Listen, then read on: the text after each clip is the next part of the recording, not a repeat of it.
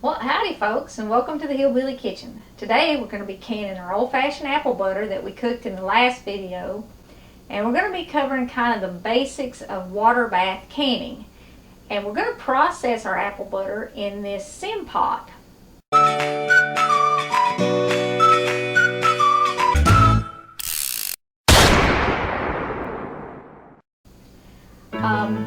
If you didn't watch our apple butter video, be sure and go check that out and leave a comment or 10 on that video, because we are giving away one of these Simpots on September the 5th. So you can register for that. All you have to do is comment on the apple butter video, and we will select a winner from all the comments on that video. Now this video is going to have the basics of water bath canning in it. And I want to give you a little bit of a disclaimer here. You have to be very, very careful when you're canning. You could make yourself really sick if you don't do it correctly. And this is not totally comprehensive. I mean, there's no way I'm going to be able to cover everything that you really need to know in this video. If you've never canned before, I strongly suggest that you find someone who has been canning for years and maybe see if they'll let you help them out in their kitchen and teach you how to can. If you don't know anybody like that and you want to get into canning, I would do two things. I would watch a lot of videos, and I would buy a really good book. You have to be careful what information you take off the internet, because to be perfectly honest with you, not all of it is accurate. And like I said, canning is one of those things that can make you really, really sick if you don't do it right. The reason why I'm going to process this in this pot and not on my stove is because I have a glass top stove. And water bath canners all have rings or ridges in the bottom, and you can't use those pots on a glass top stove. Those rings in the bottom will interfere with the thermostat in your stove eye, and it could cause your stove to bust, or at the very least it's going to affect the temperature that your pot's cooking at, and your food is not going to be processed right. So you don't want to use a glass top stove to can. They don't recommend using a pressure canner on a glass top stove either, just because of the weight of the canner and the glass. So we're going to do it in this, and you can process quart or pint jars in this. Now you're not going to be able to process a quart jar in this, and you're going to need to get a little rack. And this pot does not come with a rack, and you're going to have a lid that will fit it. Well, my largest glass lid fits it perfect, so I already happen to have a lid, and I already happen to have this little rack.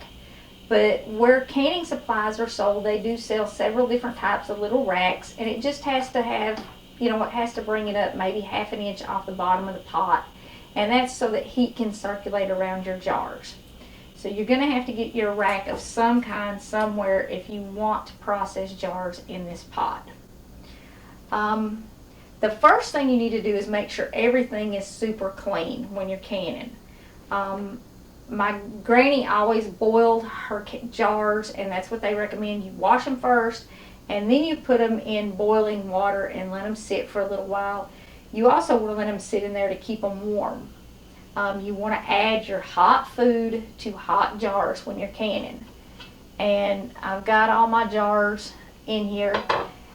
You can water bath can in any pot on your stove as long as you have that little rack in it, and as long as it's deep enough to cover your jars with water.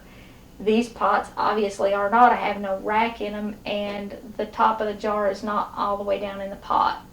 But that's okay just for heating them up and sterilizing them, because I had all the steam in there and that took care of it. I also have my little funnel in here just to sterilize it and make sure it's clean. You want to make sure anything that touches your food is super, super clean. You have to kind of be fanatical about that. You're going to need one of these little jar lifters or something.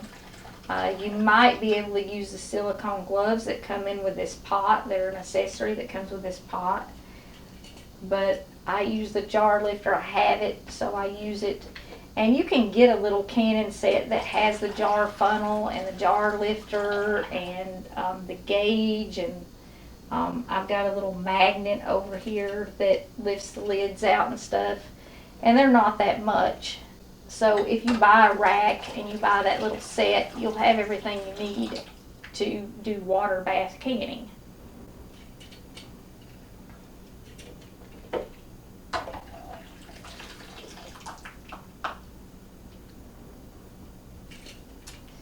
Okay, now I've also heated up all my lids.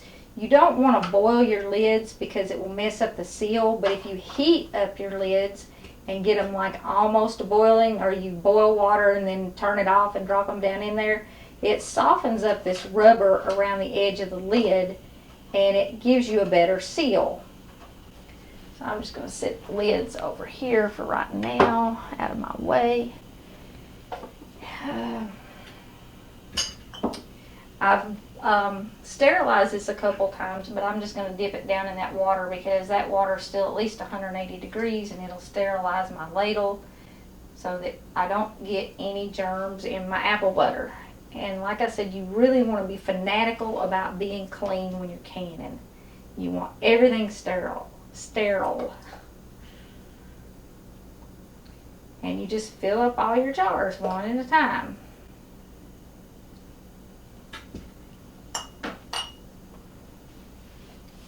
Now with apple butter, you want to leave about 1/4 of an inch in the top of the jar, and that's to allow for it to expand when you're processing it and give it some room to contract back when it's done so that you'll get a good seal. It actually vacuums it and seals it.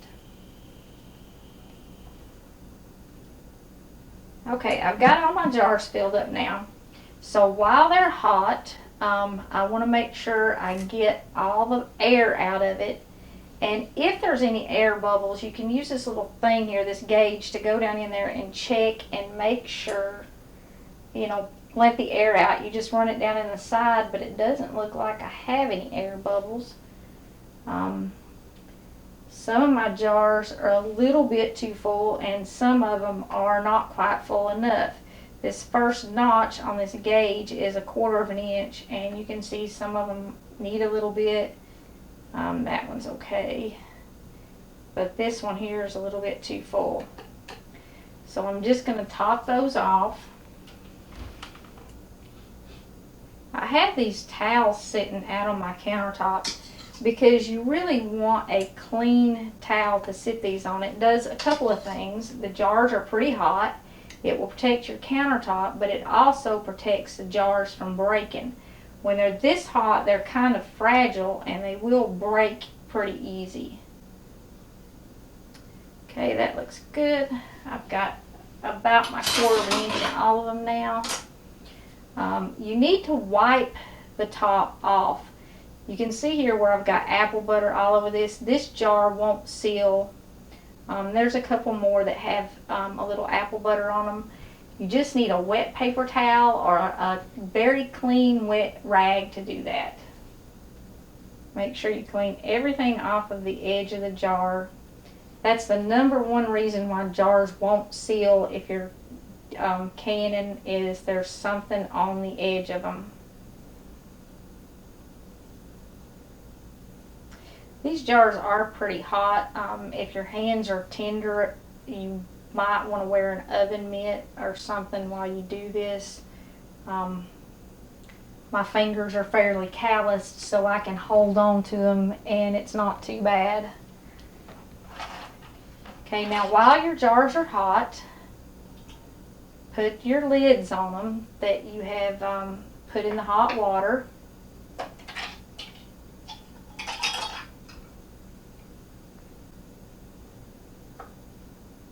As you sit your lids on there, kind of check and make 100% sure that you don't have anything left on your rim. Look at them all good. And then you're going to put your rings on. Now, when you're canning, you want to make sure you use new lids every time. As long as your rings are not rusty, you can reuse your rings. And you can reuse your jars forever as long as they don't get cracked. You want to tighten these rings up, but you don't want to over tighten them because air has to be able to get in and out while you're processing them. Now, I have to wash my pot really quickly. I considered using the other pot, the one that we're giving away in this video, just to make it easier, but then I decided I didn't want to give somebody a used pot. So give me just a second to wash my pot out, and I'll be right back.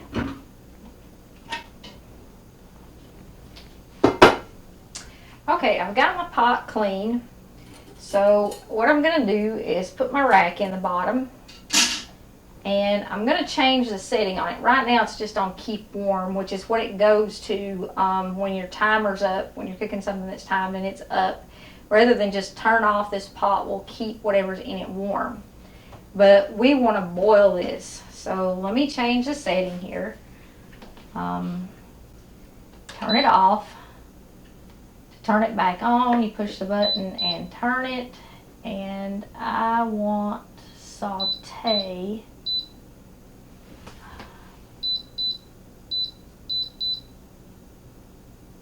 which is right here. I do want 30 minutes, but I want to change the temperature, and I want it as low as it will go, which is right there, because we only have to get this to 220. And then we select it and it'll start heating. And we're going to put this water in it because it's already hot.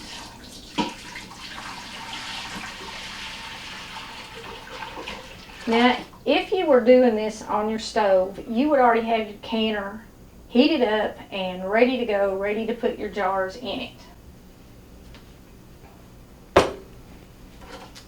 Like I said, if you got a glass top stove, you're probably not canning on it. Now, I'm going to process these about 4 jars at a time in here. And I don't want my other 4 jars to get cold while these are processing. So I'm going to use some of my hot water that I have over here just to keep them warm so that they don't get cold, and that will work just fine. Now that probably isn't recommended by the FDA, so that's why I was saying, you know, read some books, find somebody who cans. Now, I remember my granny and my mom and my aunts, they would all can together, and they would run endless jars through the canner. 2 or 3 of them would be cooking all day long, while one of them was just loading stuff in the canner. Now, this is what you have to have for water bath canning. You have to have the water over the top of your jars. You have to have that rack in there. And to process this apple butter, we have to bring this to a boil and let it boil for 15 minutes. So I'm going to set these in here until it's their turn to go in the pot. And I'm going to put a lid on this. Now, you will want to kind of tip your lid to the side, because once this starts boiling, if you don't tip it to the side, it's going to spit water out everywhere. Now this isn't really part of the canning process. I'm just keeping these warm until I can get them in here to process them. Like I said, that's not really recommended. You're supposed to get it in the canner as soon as possible, but you have to do it before it gets cold and starts to seal on its own. And you want to process it for that 15 minutes. That's to kill any bacteria that we let get in there while we were putting it in the jars. And you're not going to be able to keep everything out because you can't keep the air away from it while you're putting it in the jars. So I'm just going to put the lid on this, let it come to a boil, and in 15 minutes we'll take them out and put the other ones in. Our pot just started boiling really good, and you don't want to start your process timer until you have bubbles coming up like this. I mean, don't start your timer as soon as you put the jars in your canner. Wait until it's actually boiling and then start your timer. So from this point here where we've got bubbles coming up around our jar, we can start the timer, and we need to let it sit in here for 15 minutes. So I'm just going to put the lid on here, and like I said, I am going to tilt my lid sideways because this is going to really get to a rolling boil, and I can't turn this pot down. If you had it on your stove, you still want it at a rolling boil, but you want to keep the temperature adjusted. You certainly don't want it boiling the lid off your pot, off your canner. So 15 minutes, and then we'll be ready to take these jars out of here. Once you have had your jars at your boiling water for 15 full minutes, just carefully take them out and sit them down on a clean, dry towel. Now you want to be really careful with them because at this point they will break very easily, and you definitely want to make sure that your towel is dry, because if your towel is wet, especially if it's cold, the cold water on the towel could actually break your jar.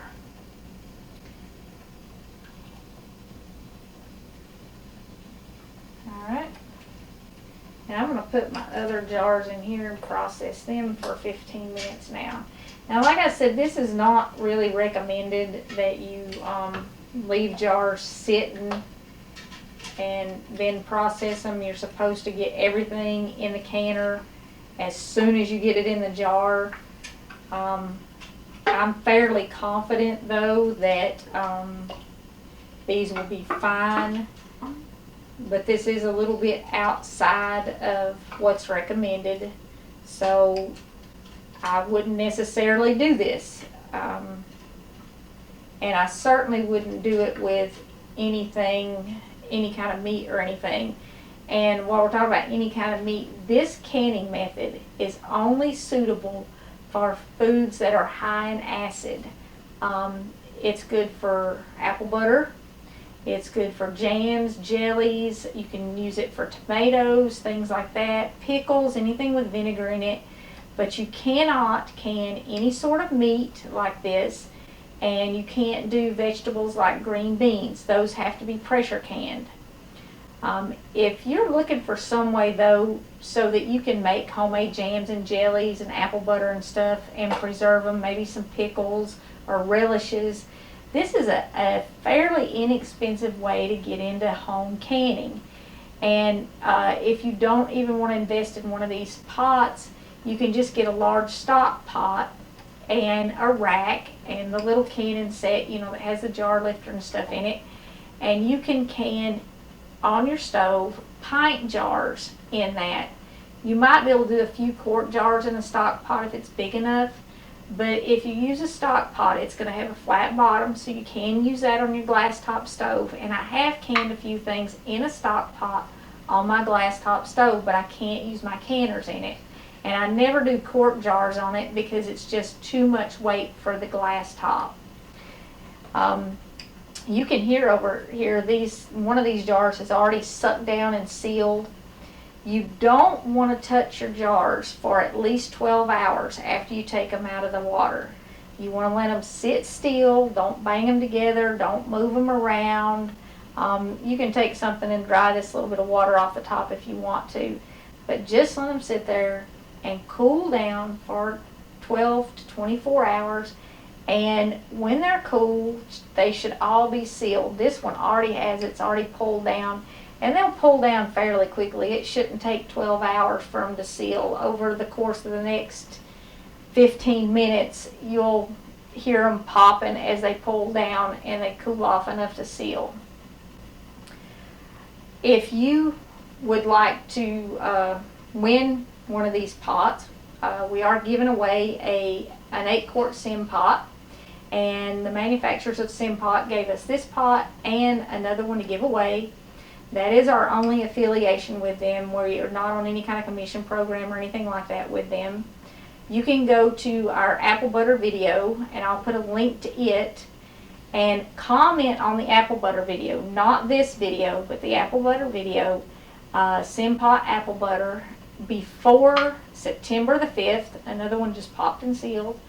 But go to the apple butter video, comment before September the 5th, 2019, and you will be entered to win one of these pots. If you want to get into home canning, this video is just kind of covering the basics. the bare essentials of what you need and what you need to know. If you're new to canning, get you a good book. You can get a book on both pressure canning and water bath canning. I would recommend starting with water bath canning because it's so much easier. And it's for all the good foods, you know, the jams, the jellies, the pickles, the relishes, that kind of thing. All of these have already sealed. Every one of them popped just in that short amount of time. So this does work for processing, and you can do it, like I said, in a stock pot, on a stove, on any stove. You just have to have that rack, and you have to wait until your water starts to boil before you start your processing time. We appreciate you joining us for this video. I hope you do check out our apple butter video, and this will work for any water bath canning food. Don't do it for meats, and don't do it for vegetables like green beans. It's high acid, usually something with vinegar, something with sugar is what you want to can like this. There are websites where you can get a lot of information on canning, but be careful what information you take off of the internet. Find an old book or find a friend. Thank you so much for joining us in the Hillbilly Kitchen. Please click like and subscribe before you leave. And until next time, remember to put God first.